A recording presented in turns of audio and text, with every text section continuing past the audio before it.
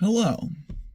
It boils my blood every time that I hear a overgeneralization of a generational cohort. Because, we have Gen Z and millennials and Gen X and boomers and Gen Alpha and all of these names, right? But I'm not really feeling the whole names thing. Like, you have massive group of people, an extremely large proportion of people, of like humanity, and then you generalize it all into what is a frickin' just one uh, group. Like, can't think of the certain term, but just like a category, right? And then you can label it whatever you want. And you have this category, and you just be like, yeah, Gen Z, so lazy. Boomers, they're so, I don't know, bad.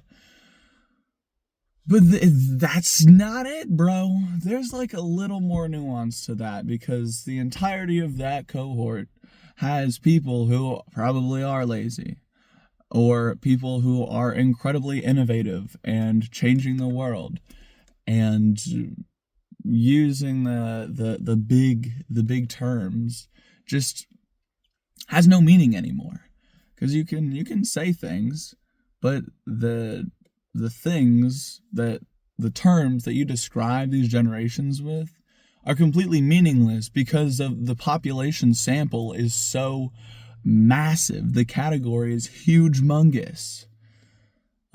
So whenever I say something like Gen Z isn't cooked yet, there's this difference because it's not like a term to describe it, but more of a term to of like the general younger population, of like anyone who's younger than 30, even though that doesn't describe who I'm talking about. I can still use Gen Z and you kind of get that idea, right? So the categories just don't work. The labels that are like given to us at birth just are not useful anymore. Like, they don't have any context that really defines like truly what we're trying to describe here, and it's just way too generalized, and that really boils my blood, right? But on this point of Gen Z not being cooked yet, is there's a lot going wrong, but there's also a lot going right, somewhat. There's a little more solidarity in just like the general population in what we want, right? Things were extremely polarized. Well, still are extremely polarized, but it's coming to a point where all we're really looking for is some sense of normalcy. And while that, we'll see if that happens. But it is something that, like, the collective humanity is kind of looking for. Of, like, can terrible atrocities stop happening every day? Can we slow that down a bit, maybe?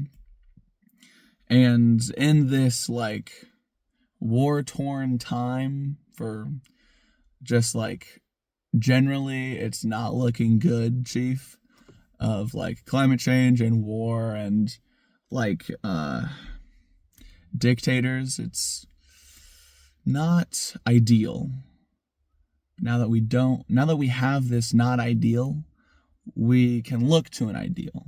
And if we all look to an ideal, we can put effort into creating it. because there's like this ebb and flow of humanity, of times in which things are rough, and in order to get back on our feet, we have to lock in, twin.